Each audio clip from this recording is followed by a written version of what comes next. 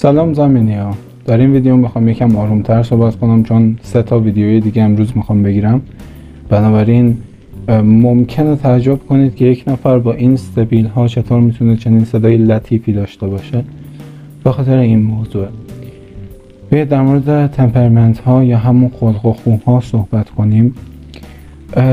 چه چیزی، یعنی بر چه اساسی قرار تایپ کنیم و به چه چیزهایی باید توجه کنیم و چه چیزهایی رو به ما میگن. خب ما چند تا مؤلفه داریم، یکی جمع‌گرایی و عملگرایی، یکی انضمامی و انتزاعی بودن و دیگری چیه؟ روشمند و منفعت بودن. ما یک ترتیبی داره که اینها باشیم، یعنی نمیتونیم همزمان جمع‌گرا باشیم، روشمند باشیم و در واقع انتزاعی. این ترکیب نمی گنجه در سیستم ما. بنابراین اگر میخوایم جمع‌گرا باشیم همزمان، اگر منفعت باشیم باید انتزاعی باشیم، اگر روشمند یا سیستماتیک باشیم باید انضمامی باشیم و بریم داخل یکی از 4 تا دسته‌ای که وجود داره از قبل. دسته ها چیه؟ دسته پاسداران رو داریم در اول در واقع جدولی که اینجا من میکس کردم به هر شکلی. دسته پاسدارانه که اینها انضمامی هن و جمع‌گرا و روشمند. دسته بعدی صنعتگرانن، انضمامی‌اند، منفعتن و عملگرا. دسته بعدی نخبگان که در واقع عملگران، انتزاعی‌اند و روشمند. دسته آخر دسته حکیمان که جمع‌گران، انتزاعی‌اند و منفعت. ما وقتی که میخوایم یک نفر رو تایپ کنیم به این چیزها اهمیت میدیم، به این مؤلفه‌ها اهمیت میدیم که متوجه بشیم در چه خلقی هستیم. این 4 تا خلقی که گفتم رو به یاد بسپرید و ترتیبشون رو در واقع اون فرمولی که کنار هم چیده میشن رو در نظر بگیرید همیشه و بر اساس اونها قرار آدم ها رو تایپ کنید. توجه کنید دوستان، در مورد طرز برخوردها که اپیزود قبلی بود خیلی کمتر شما به محتوای حرف فرد توجه میکنید. در خلق‌ها یک مقداری بیشتر ولی کاملا به محتوا تمرکز نداریم. دوباره میبینیم ساختار حرفاش به چه شکله، چه دغدغه هایی داره، به چه چیزهایی بیشتر توجه میکنه، میخواد چه کاری رو انجام بده و اولویت ذهنیش چیه. این چیز هاست که باعث میشه ما در یک خلق به خصوص قرار بگیریم. بنابراین اگر بخوایم شروع کنیم از اول، انضمامی ها و انتزاعی ها چه فرق و تفاوت چشمگیری با همدیگه دارن و میتونیم در کلام، گفتار و رفتارشون پیدا کنیم. اول بیایید از انضمامی ها که مقداری ساده تر و ملموس تره شروع کنیم. من اینجا هم گذاشتم که بر اساسش توضیح بدم و کامل باشه. در مورد چیزهای ملموسی که با حواس پنجگانه قابل در واقع دسترسیه، در مورد این چیزها صحبت میکنم. در مورد چیزهایی که لمس میشه، به چشم میاد، تجربه شده و چیزهای ملموس. یعنی ممکنه آدم‌های انضمامی در مورد تجربیات دیگران صحبت کنن خیلی زیاد، یا در مورد تجربیاتی که خودشون کسب کردن و راهی که خودشون رفتن. فرق دارن با هم دیگه ولی اینجا به در واقع یک جمعی میرسن، به یک نقطه اشتراکی میرسن که در مورد هست ها صحبت میکنن. وادی چیزهای انضمامی وادی چیزهای ملموسه. دیگران الان دارن چیکار میکنن، دیگران چیکار کردن، فلانی اینو گفته، فلانی این کارو کرده. چیز انتزاعی درش نیست. انتزاعی چیه؟ میخوام همینجور تک تک برم جلو بیام عقب و با هم دیگه مقایسهشون کنم. خب انتزاعی ها در مورد مفاهیم صحبت میکنن بیشتر، در مورد برداشت ها صحبت میکنن، در مورد معانی صحبت میکنن، در مورد آینده صحبت میکنن. آدمای انضمامی در مورد گذشته و حال حاضر بیشتر صحبت میکنن. از اگرها زیاد استفاده نمیکنن. آدمای انتزاعی از سناریوهای مختلف حرف میزنن، از مفاهیم مختلف که چه تعاریفی داره و چه چیزهایی رو به ما میرسونه، از چیزهایی که ممکنه پیش بیاد از چیزهایی که ممکنه پیش آمده باشه، از ممکنات صحبت میکنن و این چیزها قابل لمس نیست، این چیزها قابل فهمه، باید در نظر گرفته بشه، باید بهش فکر بشه. بنابراین آدمهای انضمامی نهایتاً آدمایی نیستن که شبیه همچنان جسد ماهی قزل آلا هیچ قوه تخیلی نداشته باشن. اتفاقاً آدمای انضمامی SP که میشه در واقع خلق صنعتگران قوه تخیل بسیار بالایی دارن، خیلی خوب میتونن خیال پردازی کنن و به واقعیت بدلش کنن. قوه تخیلشون خیلی خوبه و ربطی به انتزاعی یا انضمامی بودن نداره این مسئله اولا، و دوما همه ما قوای انتزاعی و قوای انضمامی رو داریم. چه چیزهایی مشخص میکنه این که شما SE یا SI دارید؟ اون قوای حسیتونه و چیزهای انضمامی زندگی شما از اونجا میاد، ذهنی شما، و NE و NI هم چیزهای انتزاعی شخصیت شماست. فرق این دوتا چیه؟ اینه که بر اون اساس تصمیم میگیرن و بر اون اساس زندگی میکنن و شخصیتشون، افکارشون، اعمالشون در خدمت اون انتزاعات یا اون چیزهای انضمامی در مورد هست هاست. بنابراین آدمهای انضمامی تمایل دارن که ریسک نکنن از روشی که قبلا تست شده، یا خودشون تست کردن یا بقیه تست کردن، و مطمئنن در زندگی قدم بردارن. آدمای SI یوزر همچنان جسد ماهی قزلالا نیستن، SJ تایپ ها هدف دارن توی زندگیشون، چیزهایی رو میخوان، ولی چیزهایی رو میخوان که براشون آشناست، چیزهایی رو میخوان که تجربه کردن، چیزهایی رو میخوان که مطمئنن اگر از اون مسیر پیش برن به اون چیزی که میخوان میرسن و قبلا تست شده و ازش مطمئنن. ابسترکت تایپ های انتزاعی بیشتر تمایل دارن ریسک کنن، بیشتر تمایل دارن از تجربیات گذشتهشون فراتر برن، از تجربیاتی که دیگران دارن فراتر برن. NP تایپ ها نهایتا میخوان از تجربیاتی که خودشون دارن استفاده کنن که یک هدفی رو دنبال کنن و یک آینده ای رو بیارن، یک آینده جدید و چیزی که تا حالا دیده نشده. این رو باید دقت کنید. باید ببینیم تمرکز فرد به کجاست، چه چیزهایی رو اساس میبینه و این در کلامش خیلی پررنگه. اون آدم انضمامی از این صحبت نمیکنه که ممکنه چه اتفاقی بیفته، از این صحبت نمیکنه که در واقع مفهوم پشت این اتفاق چیه یا چه برداشت در واقع انتزاعی و مفهومی میشه ازش کرد. در مورد هست‌ها صحبت میکنه. هست‌ها چیزهاییه که میشه بهشون اتکا کرد و میشه ازشون مطمئن بود و اگر اون کار رو انجام بدی بر اون اساس قطعا نتیجه دلخواهت رو میگیری. آدمای انتزاعی اینطور نیستن، میخوان ریسک کنن، ریسک پذیری بالاتری دارن. در مورد این صحبت میکنن که در واقع حتی فهمشون از مسائل در واقع نمیخوام بگم پیچیده تر، چون فهم کلا پیچیده است، ربطی به تایپ نداره. فهم خیلی در واقع مفهومی تری از مفاهیم دارن. اول با تئوری میفهمن، اول با در واقع مفاهیم میفهمن و بعد وارد عمل میشن و ببینن که خب الان چی کار باید بکنم، الان بر اساس اون ذهنیتی که دارم چطور میتونم عمل کنم. در زندگی کلا همینن. آدمای انضمامی میخوان اول تجربه کنن و بعد بفهم. معمولا چطور میتونیم در کلامشون پیدا کنیم؟ همونطور که گفتم اگرها رو زیاد میبینیم. چه اگرهایی؟ ما 2 تا اگر داریم که در قسمت بعدی اگر در واقع مربوط به TI رو بهتون توضیح میدم. اگری که انتزاعی ها به کار میبرن اگر احتمالات what ifs. خب چه می شود اگر، چه می شد اگر، و معمولا چیزهایی که فهمیدن رو یا چیزهایی که تجربه کردن رو در قالب چیزهای ناملموس میبرن بالا و میخوان کلی کنن. توجهشون بیشتر به کلیاته. گزاره انتزاعی چیه؟ گزاره‌ایه که قابل لمس نیست. مفاهیمی که داره ازش استفاده میشه قابل لمس نیست، نمیتونید تجربهش کنید. بفهمیدش. متوجهید؟ بیشتر از استعاره استفاده میکنن،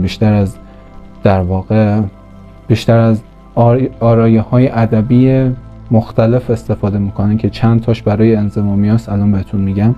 بیشتر از آرایه‌های ادبی برای بهتر رسوندن اون منظوری که دارن استفاده میکنن. آدمای انضمامی ممکنه از آرایه تشبیه استفاده کنن، مثلا برای انتزاعی ها بیشتر استعاره است. ممکنه از تمثیل استفاده کنن انضمامی ها، این که مثلا این موضوع مثل اینه که، یعنی یک چیز قابل لمس رو برای فهم بهتر به یک چیز قابل لمس دیگه در واقع ارتباط میدن و سعی میکنن بهت بفهمونن که این شبیه اینه. این که من بدون این که قبلا وارد یک رستوران شده باشم مثل این میمونه که من مثلا فلان کار کرده باشم. دو تا چیز کاملا ملموسه. ولی وقتی که فرد انتزاعی داره صحبت میکنه، چیزی که جردن پیترسون خیلی از اوقات میگه، ماشین ذهن انسان پر از چرخ دنده های فلان و همینطور میبافه و هم، و یه چیز خنده‌دار و مسخره‌ای که باید دقت کنید اینه که هر وقت نفهمیدید طرف داره چی میگه و خیلی از زمین فاصله گرفت، طرف انتزاعی احتمال زیاد. یه فرمول خیلی احمقانه اگر بخوام بهتون بدم، انتزاعی ها بیشتر به جزئیات اهمیت میدن، به اینکه دقیقاً چه اتفاقی افتاده. از تمثیل استفاده میکنن برای فهم و برای فهماندن. به مشاهده خیلی تمرکز میکنن، به اینکه چه چیزی واقعیه خیلی تمرکز دارن و در محیط های احساس راحتی میکنن و در محیط هایی میتونن تصمیم درست حسابی بگیرن که همه چیز مشخصه، به طور فیزیکی، به طور در واقع فیزیکی که قابل لمس توسط قوای پنجگانه ما، قوای حسی پنجگانه، یعنی همون چیزایی که خودتون میدونید، لامسه و چشایی و این چیزا. برای آدم های انتزاعی اینطور نیست.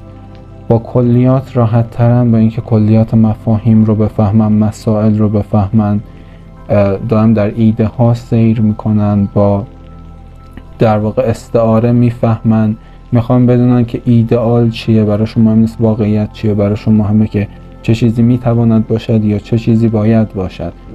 با آینده تمرکز دارن، همه چیز رو مفهومی میکنن که کلی بشه، که بتونن راحت تر اطلاقش بدن به چیزهایی که حس میشه و حس شده و این چیزها. آدمای انتزاعی آدمایی هستند که حرف زدنشون مفهوم نیست همیشه، باید واقعا فکر کنید، به کلیات اهمیت. و یک تفاوت مهم دیگه ای که این دوتا با هم دیگه دارن، تایپ های انضمامی معمولا ایده ها و ایده پردازی و مفاهیم رو چیزهای قراردادی و چیزهای غیر مهم میدونن. آدم های انتزاعی واقعیات و چیزهایی که اتفاق افتاده یا داره اتفاق میفته رو قراردادی و در واقع غیر مهم میبینن. بنابراین اونها میخوان ببینن آینده قراره چی بشه یا باید چی بشه. اون یکی ها میخوان، انضمامی ها میخوان ببینن که چه چیزی داره اتفاق میفته و اتفاق افتاده. مثلا اگر نگاه کنید به SJ تایپ ها متوجه میشید اینا بیشتر از همه اعتقاد دارن چیزی که در گذشته رخ داده است در آینده نیز به احتمال زیاد رخ میدهد. این طرز تفکر SJ هاست. اول به تاریخ، اول به ملموسات، اول به چیزایی که رخ داده و بعد احتمال برای آینده. تمرکز فرد برای تصمیم گیری رو به متوجه بشید که در کلامش بروز میکنه به طور کامل. در مرحله بعدی میریم سراغ جمع‌گرایی و عملگرایی. این فکر میکنم بزرگترین مفهومیه که به درستی فهم نشده یا سوء تفاهم و سوء برداشت در موردش اتفاق افتاده. دوستان، آدم‌های عملگرا همشون آدمای غیر اخلاقی نیستن و آدمای جمع‌گرا همشون آدمای خوب و خیری نیستن قطعاً. و اینجا میخوایم توضیح بدیم که مشترکات تایپ‌های جمع‌گرا و مشترکات تایپ‌های عملگرا چیه؟ چه چیزی در واقع باعث میشه که NFP جمع‌گرا باشن و NTP عملگرا؟ اینجا میخوایم توضیح بدیم چون یک سری استثناءات هم وجود داره مثل NFJ ها و NTP ها. در این مورد به خصوص همه ST یوزرها عملگران به جز NFJ ها، همه SI جمع‌گران به جز انتیپیا. بنابراین مهمه که بفهمیم آدم‌های جمع‌گرا معمولاً به وابستگی گروهی تمرکز دارن و باور دارن. به نظر افراد جمع‌گرا تا وقتی که گروه خوب پیش نره و روابط بین فردی خوب نباشه در یک شرکت، در یک مجموعه، در یک جامعه، در یک جهان، در یک کره، تا وقتی که روابط بین فردی خوب نباشه هیچ چیز پیش نمیره و باید تاثیرگذاری در وهله اول در روابط بین فردی اتفاق بیفته.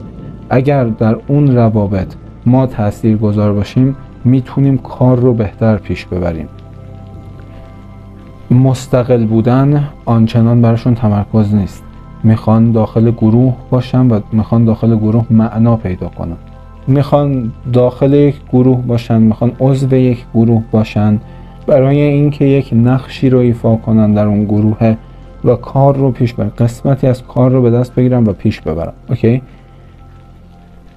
براشون قوانین مهمه، براشون مهمه که قانون چیه، چه چارچوبی وجود داره و چه کارهایی مجاز انجام دادنشون و چه کارهایی مجاز نیست.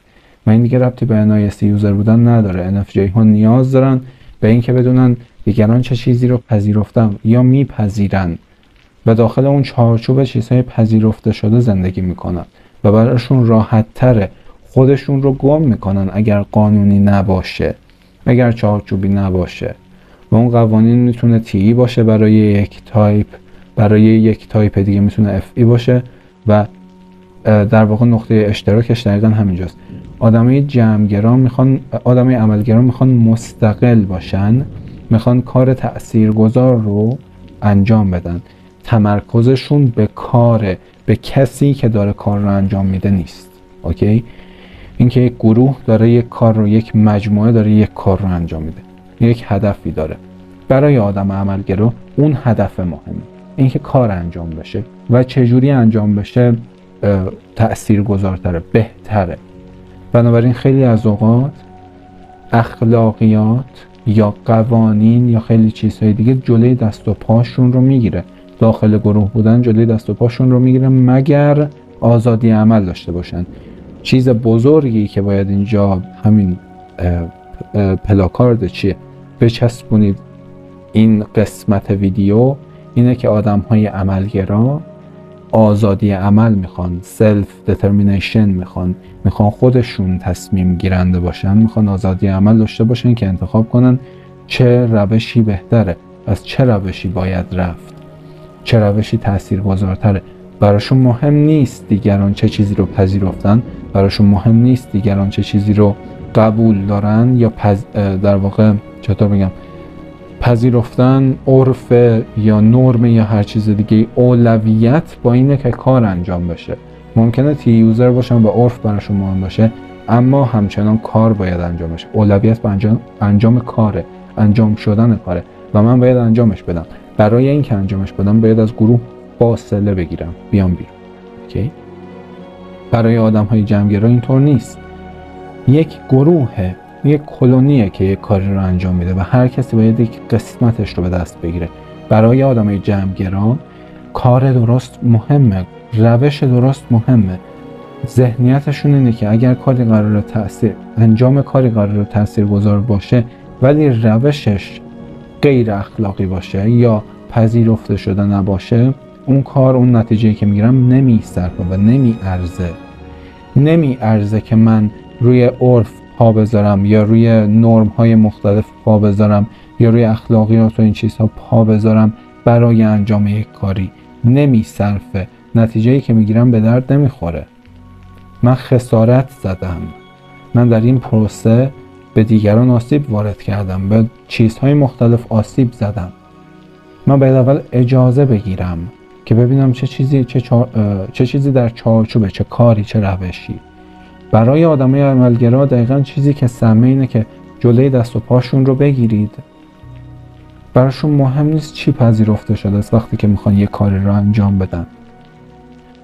براشون این مهمه که عمل انجام بشه و این دغدغه رو همیشه دارن که اینجا خسارتی که من میزنم میصرفه به نتیجه‌ای که میگیرم یا نه.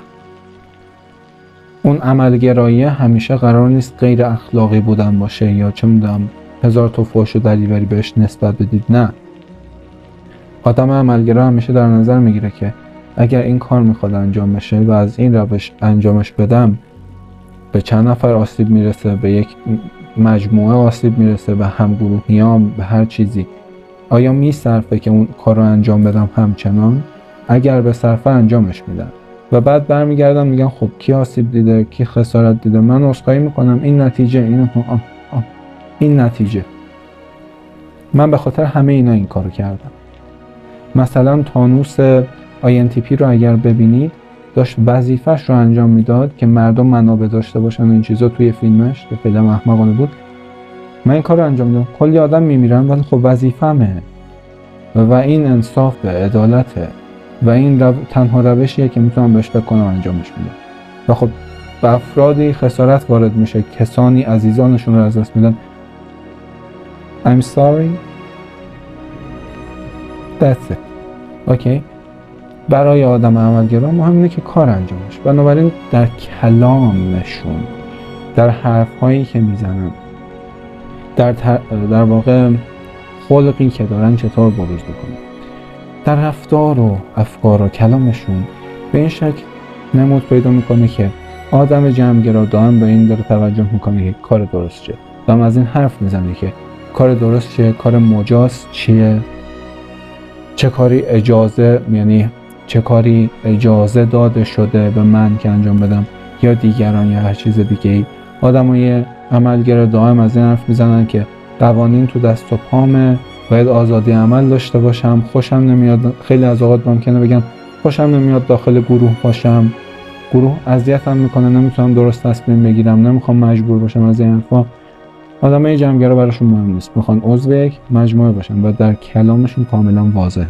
آدمای جمعگرا بیشتر به این اشاره میکنن که به توافق برسیم، به در واقع یک فهم مشترک از قضایا برسیم برای تصمیم گیری.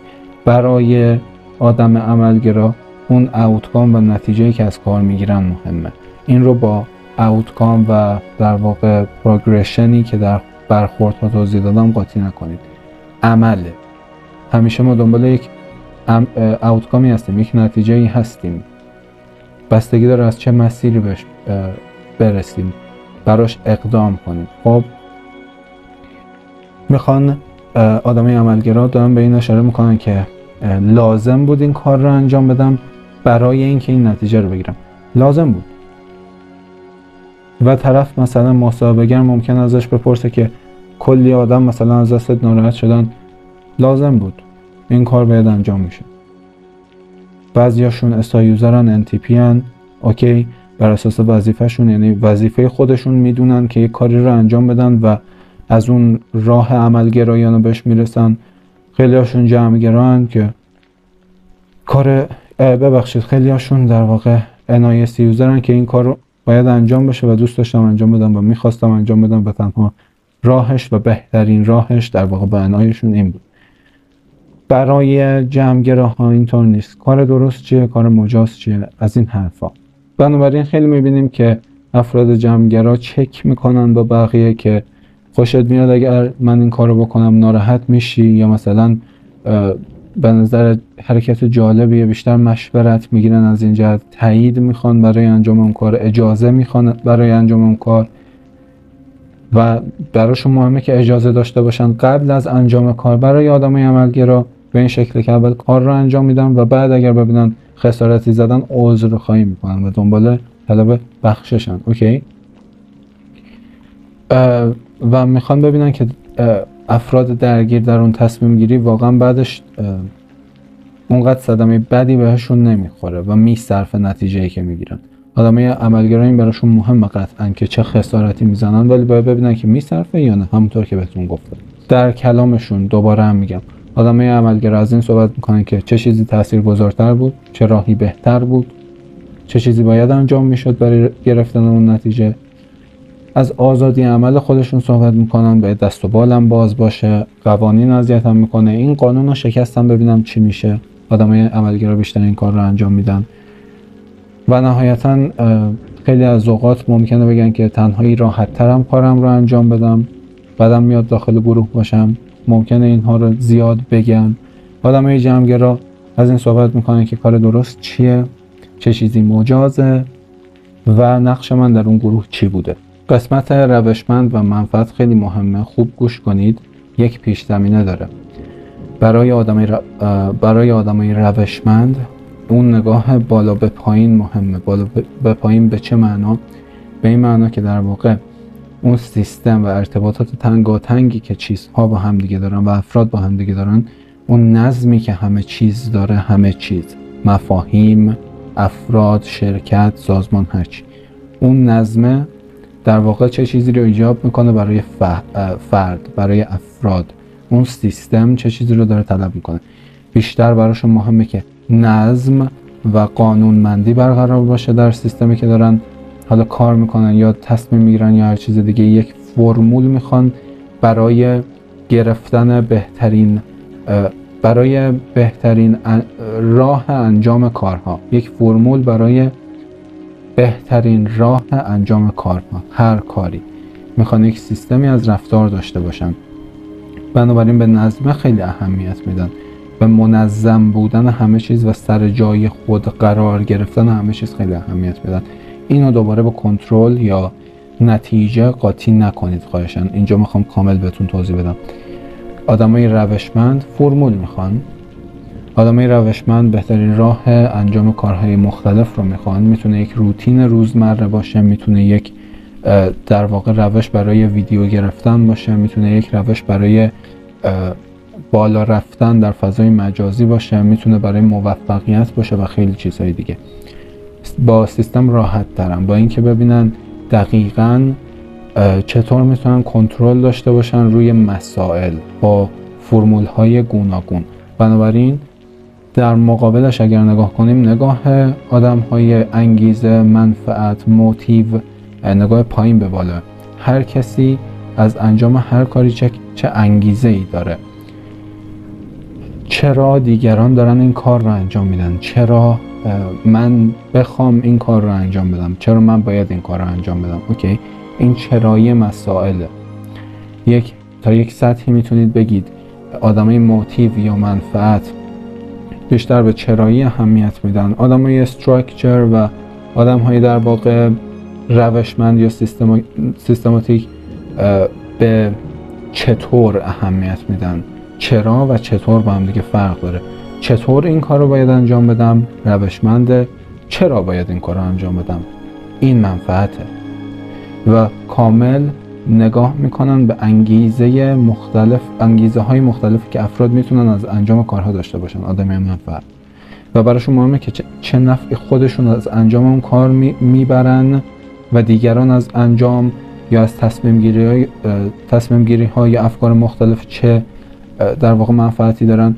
خیلی از اوقات به نفع خودشون کار میکنن، خیلی از اوقات به نفع جمع کار میکنن. این دیگه مهم نیست.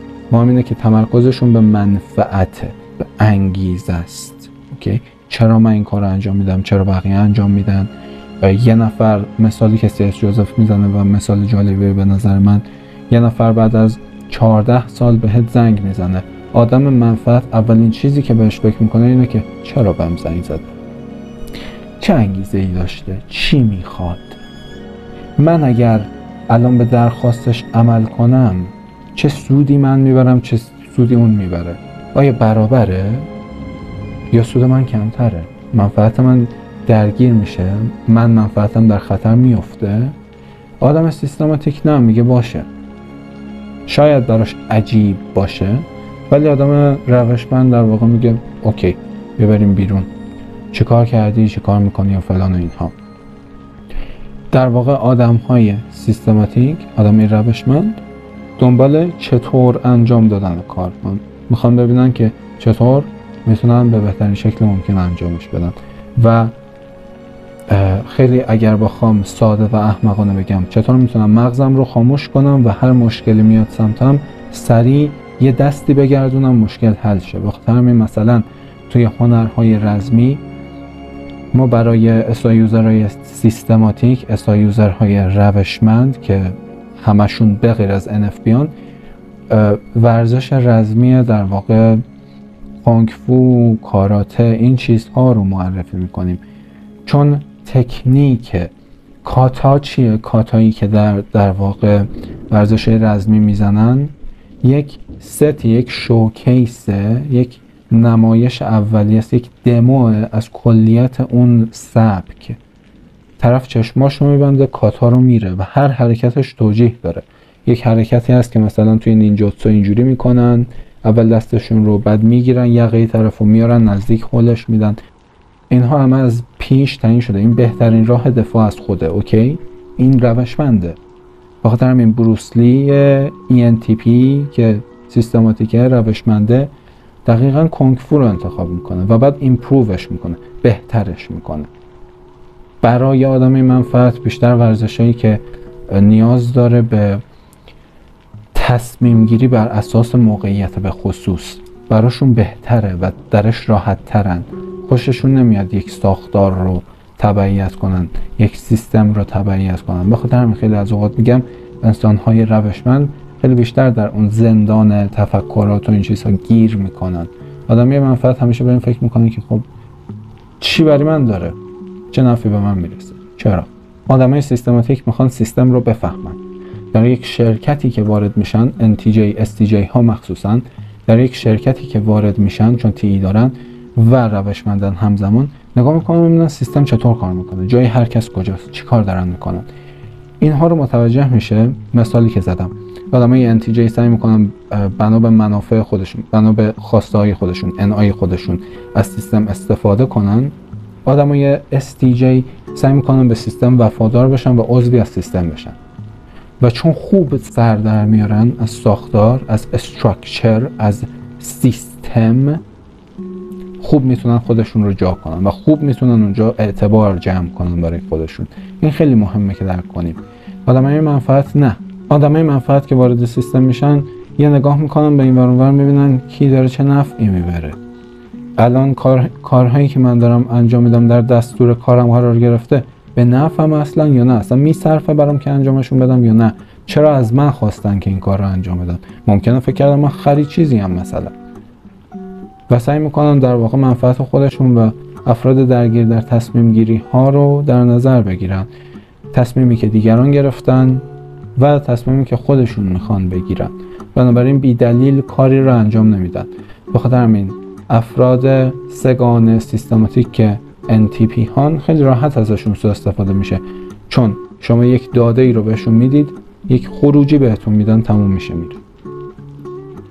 براشون اصلا مهم نیست که چه نفعی میبرن یا چرا این کار رو انجام میدن یا شما میدید. آدمای سگان منفعت که NFJ ها باشن، سوء استفاده ازشون به نسبت سخت‌تره، ولی میتونید حس گناه بهشون بدید که اون FE رو درگیر میکنن. اینا همیشه براشون مهمه چرا باید کارها رو انجام بدن. بخاطر از این نظر آدمای منفعت یه مقداری آزادترن، ولی خب نه کامل و ربطی به آزادی و این چیزها نداره. بخاطر همین افراد سیستماتیک راحت‌تر میتونن سیستم‌های بهتری برای شناخت ارائه کنن. آدمای سیستماتیک در واقع میتونن روش‌های خوبی برای انجام کارها تولید کنن و اونها رو آموزش بدن. و شما خیلی از آدما که میرن کتاب میخونن که راز و رمز موفقیت چیه و این چیزها، یا میخوان راه بهتر فالوور گرفتن رو پیدا کنن، اینها دارن میرن دنبال آدمای روشمند. آدمای روشمندن فرمول تولید میکنن و تهیه میکنن یا پیدا میکنن. بخاطر مثلا مثالش مستر بیست INTPه که فرمول یوتیوب رو یاد گرفته و الان فکر میکنم یکی از بالاترین شماره سابسکرایبر ها رو در کل یوتیوب داره. سیستمش رو فهمیده، سیستم رو فهمیده. آدمای سیستماتیک اینطوره. آدمای منفعت نه. آدمای منفعت به این دقت میکنن که در هر موقعیت چه تصمیمی بهتره و اون راهی که بهتر میشه براش، یعنی راهی که میتونن تصمیم بهتر رو بگیرن اینه که انگیزه پیدا کنن برای انجام اون کار. در خودشون، اگر خودشون تنها در اون تصمیم گیری باشن، ببینن که چه کاری اولویت داره و چه منفعتی برام داره، چه انگیزه‌ای میتونم براش داشته باشم. اگر افرادی درگیر باشن، نگاه میکنم ببینن خب چه کسی چه نفعی میبره. اگر یه نفر نفع بیشتری میبره در اون گروه از تصمیم گیری من، پس انجامش نمیدم. یه تصمیم میگیرم که برابر باشه به مساوات اهمیت میدن یا حتی ناسالماشون به اینکه خودشون نفع بیشتری ببرن. به این شکله. بنابراین در کلامشون هم به همین شکل پیداست. جردن پیترسون سیستماتیک INTP، روشمند INTP، داره از سیستم شناختی، سیستم ذهن انسان، این که هر چیزی سر جای خودش به چه شکل کار میکنه، در مورد فرمول بهتر زندگی کردن، 12 قانون زندگی صحبت میکنه بیشتر و میخواد یک فرمول و یک دستورالعمل پیدا کنه یا ارائه بده برای اینکه شما شادتر باشید، خوشبخت‌تر باشید و این چیزها. آدم یعنی در کلامشون اگر مصاحبه ها رو نگاه کنید یا باشون حرف بزنید، افراد روشمند دنبال پیدا کردن بهترین راه برای انجام کار کنید. آدمای منفعت نه. آدمای منفعت دائم به این اشاره میکنن که چه چیزی برای من داشت، چه چیزی برای دیگران داشت، چه چیزی عایدم شد، چه چیزی گرفتم در واقع از اون کار، از اون تصمیم، از اون تجربه. میخوام ببینن که چه چیزی برای خودشون داشته و این در کلامشون به این شکل پیدا میشه و ظهور پیدا میکنه. بنابراین ما پاسداران، صنعتگران، نخبگان و حکیمان رو داریم که هر کدوم از اینها یک در واقع چینش خاصی دارن برای این فاکتورها. آدمای در واقع حکیم، آدمای NF، به این اهمیت میدن که منفعت جمعی چیه، منفعت خودشون چیه، به این اهمیت میدن که چه آینده‌ای میتونه برای بشریت باشه که درسته، از روش درستی میتونیم بهش برسیم.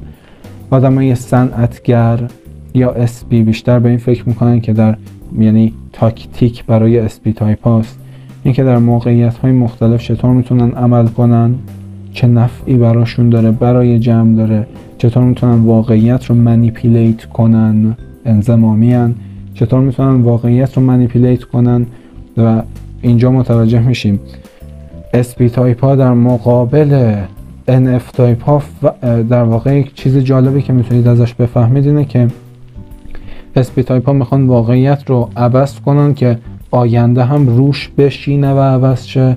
آدمای NF میخوان آینده رو تغییر بدن و همه به اون سمت برن. اوکی؟ و فرق SP تایپ ها دوباره با تایپ های دیگه، یعنی چیزی که به طور به خصوص اینها رو تشکیل میده، افراد SP عملگران و میدونن چه کاری باید انجام بشه، چه کاری لازم انجام بشه. بنابراین واقعیت رو با اون شکلی که بهتره عوض میکنن و از جامعه، از سیستم فاصله گرفتن، هم از سیستم هم از قوانین، از همه چیز فاصله میگیرن و کارشون رو انجام میدن. کار باید افکتیو باشه و تاثیرگذار باشه. آدمای SJ تلاش میکنن فرهنگ رو نگه دارن، نرم ها رو نگه دارن، کار درست براشون مهمه، از هر روشی هر کاری رو انجام نمیدن. روش ها باید مشخص باشه، تست شده باشه و نهایتاً ساختار رو داشته باشه که بر همین اساس امنیت کار و روش حفظ بشه و امنیت آینده ما، همه ما حفظ بشه. اگر روش مشخص باشه، سیستماتیک و لمس شده و تست شده باشه، انضمامی و از راه درستی براش اقدام کنیم، جمع‌گرا، نیاز است نگران آینده باشیم یا از آینده بترسیم. امنیت فراهمه. برای در واقع خلق نخبگان به چه شکله، یک سیستمی رو برای آینده باید درست کنیم، یک فرمول جدیدی رو باید ارائه بدیم برای آینده، برای فراهم کردن یک آینده بهتر. و اون آینده اخلاقی نیست، آینده ذهنیه، آینده‌ایه که در واقع شرکت ها رو در بر میگیره، علم رو در بر میگیره، روانشناسی و خیلی چیزهای دیگر رو در بر میگیره. بخاطر همین آدمای نخبه، آدمایی که روشمندن، دنبال فرمولن، انتزاعیان، به آینده فکر میکنن و عملگران، متوجه میشید دارن چی کار میکنن و چی کار کردن در طول تاریخ. اینا دارن راه رو باز میکنن برای تأمین رفاه ما، برای داشتن یک چیز بیشتر و اون همیشه در وادی علوم انسانی قرار نمیگیره. اگر قرار بگیره یعنی یک تغییری نیازه، یعنی روش‌های گذشته به درد نخورده و باید از راه افکتیو و تاثیرگذار وارد بشیم. اینها این کار رو انجام میدن. در مقابل NF تایپ ها که میخوان آینده اخلاقی رو بهتر کنن، آدمای نخبه یا NT میخوان آینده اینتלקچوال و ذهنی رو، فناوری، علم، این چیزها رو، تکنولوژی، اینها رو پیشرفت بدن و به یک سطح جدیدی برسونن. بنابراین دو تا دسته سرکارشون با چیه؟ سرکارشون با هست ها، با واقعیاته. یکیشون میخواد حفظ کنه چیزایی به درد بخور رو و یکیشون میخواد چیزایی به درد بخور جدیدی اضافه کنه و چیزایی به درد نخور قبلی رو بریزه دور. باید عملگرا باشه. اوکی؟ آدمای نخبه با آدمای حکیم چه فرقی دارن؟ آدمای حکیم، آدمای NF میخوان در واقع یک آینده جمعی که به نفع همه است رو فراهم کنن و به ارمغان بیارن. آدمای NT میخوان یک آینده فرمولی رو بیارن که از راه بهتر و تاثیرگذار میتونه در واقع حاصل بشه. این 4 تا دسته از این جهت با هم دیگه متفاوتن. پس بیاید یک جمع‌بندی بکنیم. آدمای انضمامی به هستا اشاره میکنن، فلانی این کارو کرد، فلانی اون کارو کرد، رفتیم بیرون، این کارو کردیم، تاریخ این اتفاق افتاده، فلان شاه فلان جنگ رو انداخت. همه چیز ملموسه.